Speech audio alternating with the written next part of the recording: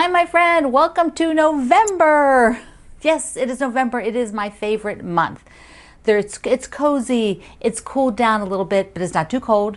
The trees are gorgeous. You can still plant. You can still do things outside. It's not gotten icky out.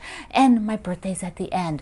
Plus, just a wonderful Thanksgiving holiday. So I've got on my fall t-shirt. This is who is this made by? Oh, Life is Good. Yeah, this is the Life is Good people. And I bought this a couple years ago, so I don't know if they still make it or not, but they probably do. Okay, so first we have to do the Secret Lives of Color because, well, I didn't do the last block the other day. I'm spaced out somehow, and there was too much going on for Halloween day, so we're doing it today. We're doing the last block of Secret Lives of Color. And then I'm going to click my fingers and show you my whole top together. But first, the block. And the color is the last color in this section, black. Hold on one second. And it is pitch black. Pitch black. Now I have to tell you, I found this very depressing. Honestly, I don't know why we ended with such a sad sack story about a color, but that's the way it is. I'll read you the only uplifting thing up in here about this color. Thanks to the moon, the stars, and more recently fire and electricity, nights so dark that we cannot see anything are rare. And we know that sooner or later the sun will rise. So pitch black is just what you would think, darkest of dark, and it has a lot of sort of sad connotations, and that is the end of the chapter, the book, the whole shebang. She doesn't have like a recap right up at the end or anything. There is a little list of other books that she recommends where people talk about color, whether it's specific color or groups of color. But yeah, okay, so we're at the end. This is the black that a lot of my quilt fabrics are. So pitch black, or it's similar to the, some of the other blacks, but it's really, really dark, dense black. And that tends to be the base black for a lot of the quilting fabrics, at least particularly the ones that I own. This is one that Kendall, our ambassador, sent me from Australia. So I was happy to be able to get this one in here. It has just a little bit of design element on it. Love that. So what I'm going to do is take this, sew the last thing up, and we're going to look at the quilt, because all of a sudden it will just be, then it will be a row, and next it will be, and you have a quilt. It's all together. This is the Secret Lives of Color. They were so fabulous. Now I am going to have one more during the month, day of the Secret Lives of Color, because I need to do a little border treatment of some type, and I have a little thought. I want to try it out, and then we will, then we'll be done. I have my backing, remember, so I need to cut that. This is the guy that I picked, but the border, I'm just doing something really simple, if much at all. It might just be just a rim. But okay, we'll wait. You wait, you'll see. Okay, today is Scrappiness is Happiness for me. Yesterday was the kickoff of that, and I didn't fit it in yesterday. There was just the other stuff needed to be done, and so today we'll do our Scrappiness is Happiness block 1, and also it is our kickoff for the sweater weather, which will normally be on Tuesday. So Scrappiness is Happiness will normally be on Monday, and sweater weather is Tuesdays. And so we're going to look at the plan for that quilt, which is a repeat block, and it's from the book, the Sweater Weather book. We're going to do all that on the other side of the table. But before we go there, just before Halloween, I had this wonderful and adorable card come from Marky in Minnesota. Look how cute that is. Look at the ghost in the ball jar. That is so darling. Mwah. Thank you so much. And I want to remind you, if you didn't get your calendar, because my website service has been doing a bunch of upgrades over the last probably 2 weeks, and over this past weekend was a major, there was a long outage. So the website was down. Everybody's websites were down. There, for them to do the work they're doing. So if you didn't get your calendar for November downloaded, you want to go and do that. The link is in the description box below. It's over at my I Love to Make Quilts website. All right, let's go and look at Scrappiness is Happiness. It's going to be a fun one.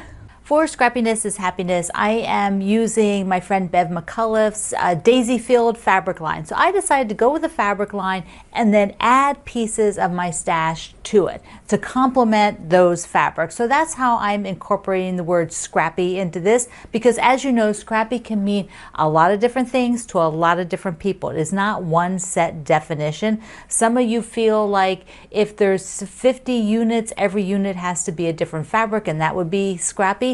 Others of you feel like if multitudes of those are different fabrics, but there's a lot of repeats, that's totally fine. Scrappy to some people is only using things that are left over from other projects. That is a definition. There are lots of ways to look and think of this, and so there's not one right way.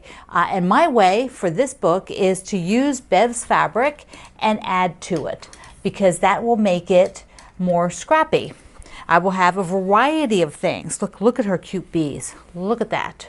So darling.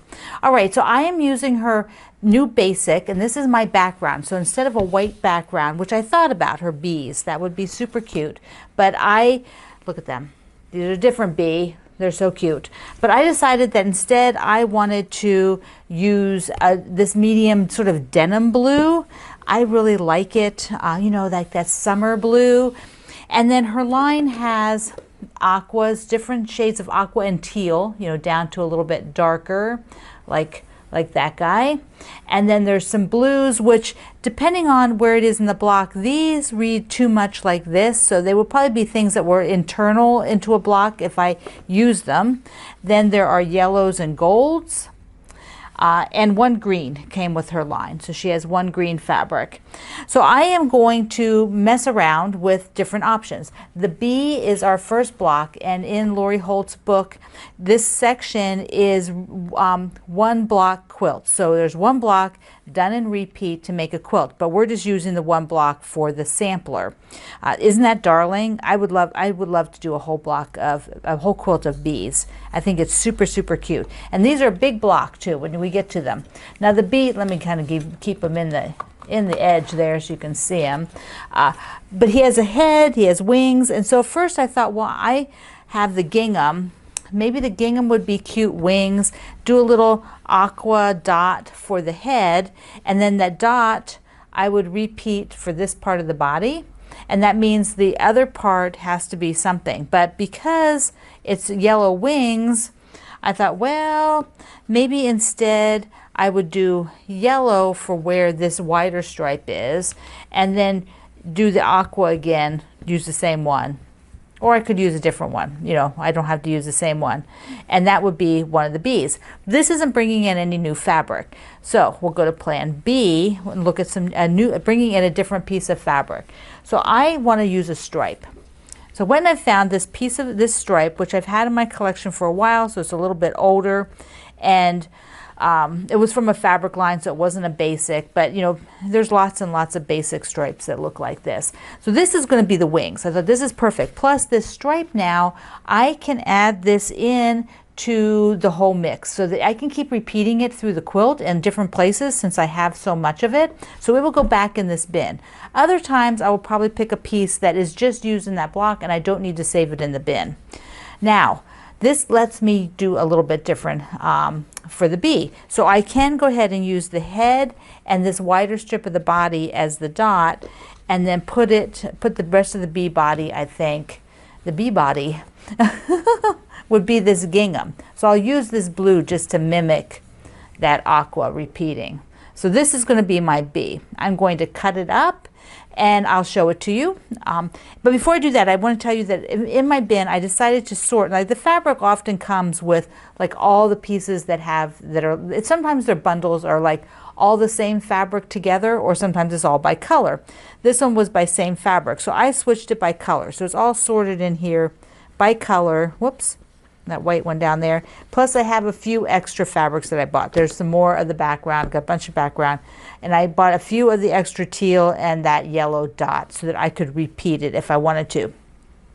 So I'll cut up this, and then the stripe will now become part of this master bin of fabrics, so that I have a master place to pull from first, and then I will always go for every block and find something to add into it. Maybe a lot of somethings, maybe just a little bit of something. So this is going to be so much fun. I'm really excited about it. Here is the cute little bee.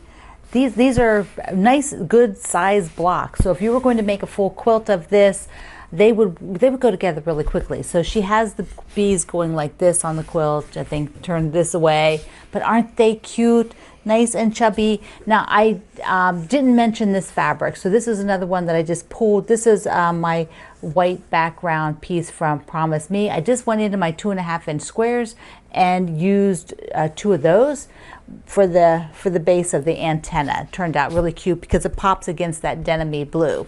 All right, so I was a little behind, a day behind on getting this one out this time, but it will be back on track. It'll be on Mondays from now on for Scrappiness is Happiness, which is this book that we're doing the sew along with the Fat Quarter Shop.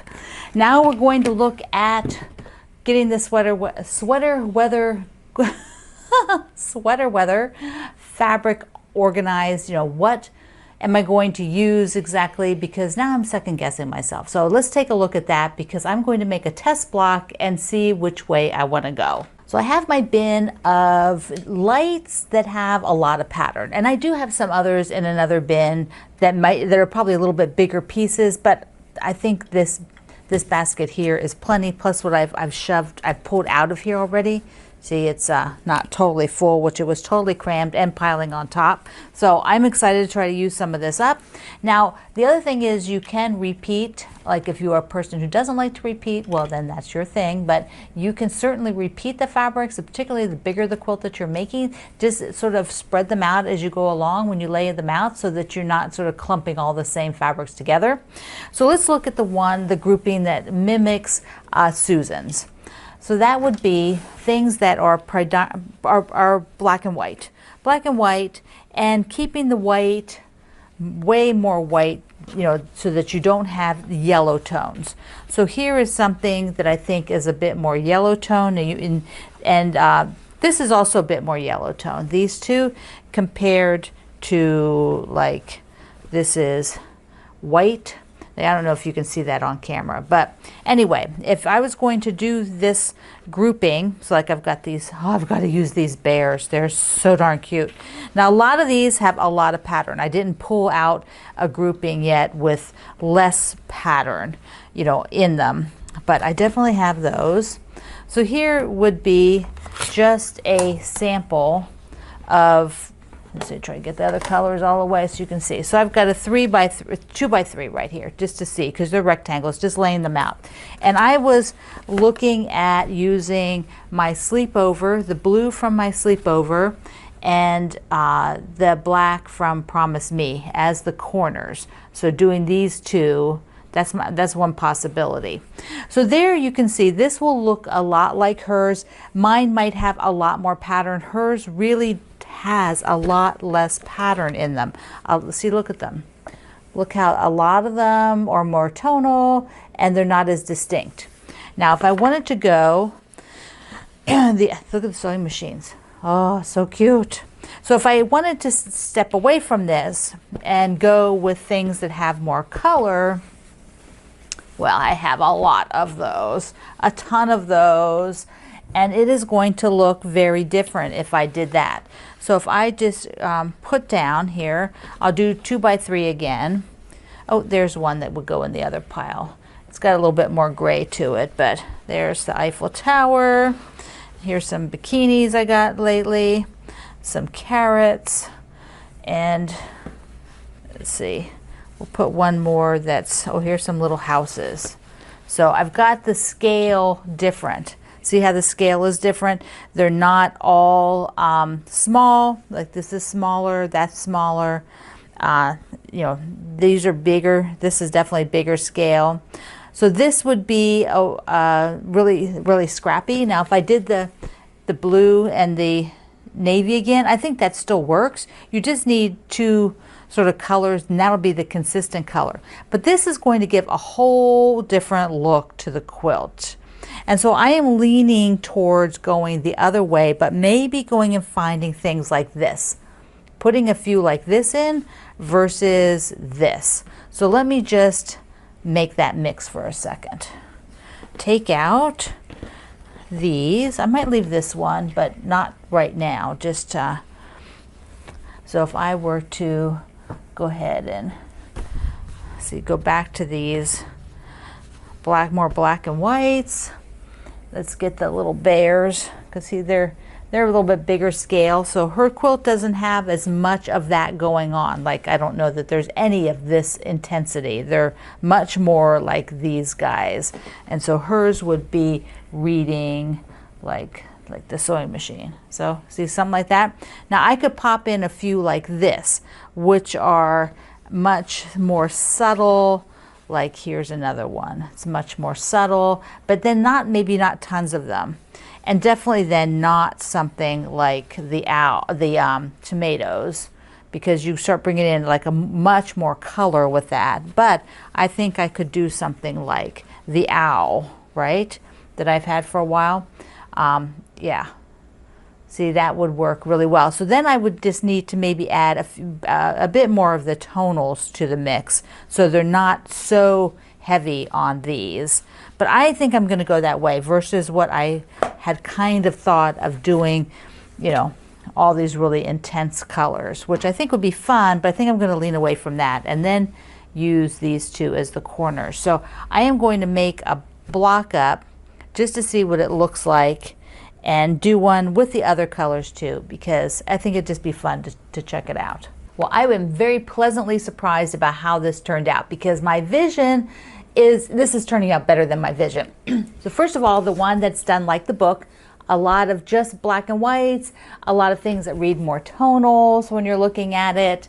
And then the second version, which I added in all the fun colors. This looks way, way better than I expected. Not that I expected it to look bad, it just looks like something now I could go for. And I'm thinking of mixing the two. So actually I can use these blocks of taking, though, I think getting this one is using fabrics that have a lot of white in the background, so that it still has that light feel, and then sprinkling them around. And I'll just use these two blocks. And I do have a tip for you, because for those of you who use AccuQuilt, if you have this box, this cube, they call them cubes, the Go Cube. If you have the 12-inch cube, it has the rectangle in it. So that one you can cut. Because what I'm going to do now is, because we need a lot, and I'm going to have some of them as you know, the same fabric used more than once, I'll go ahead and take my pile here, and I'll add in some more now of the ones that have other colors but have a lot of light in the background. I'll go through and get some of those, and then I'll go and die cut them. So next week I will show die cutting, and you know, the little squares I also have a die cut for, so I could just go ahead and cut the rest of those that I need as well. So today, for this week, do a test block. Get some of your fabrics, decide which colors you're going to have here, and test it, and then show it on my Facebook group, and so we can see what yours are going to look like. You could do totally different. You could do all plaids, you could do all polka dots, you could do all fabrics that have a green background. I mean, you can do anything you want with this. Remember, it is from the Sweater Weather book. It's from in here. All right, we're going to hop onto the other side of the table to finish up, so that we can see the Secret Lives of Color again. Just a lot of things going on here, and I believe now I am all caught up, because the happiness is scrappiness. I am caught up. I am caught up on the Secret Lives of Color. There it is. If you go to my website, you'll see a whole front view of this, so you can see it straight on. I'll get a picture of it. I'm doing the borders for the Promise Me Amongst the Stars. That's the last two borders, and I'm sewing the red zingers together. So that's up on the wall. Testing the Sweater Weather. Which way will you go? Which way will you go? Okay, another thing is All of my books are on sale at the Fat Quarter Shop for the month of November. So if you have not gotten your holiday hoopla, which we're doing a sew along for, because you're going to find all of that on the calendar, on the second page of the calendar are all of the sew alongs. The other day I featured a few of them, but there are others, of course. So you want to go check that out. And one will be from my book, but all of my books are on sale. So if you've missed a book and you want to pick it up, this is the time to do it. And thank you everybody for your nice words about my website provider being out of service for so many days. It's also been glitchy for a couple of weeks now, probably due to whatever the issue is that they're trying to fix and the things they're trying to do. So they have rolled back their changes, and hopefully by the time you are watching this, everything is back to normal. But they will have to still make their changes. So that means that they'll have to attempt this again at some point. Hopefully it will not be down, but it may have to be offline for a period of time because they're actually moving things. So anyway, so I love you. Mwah. Thank you for being here in the Sloan Zone. I will see you online.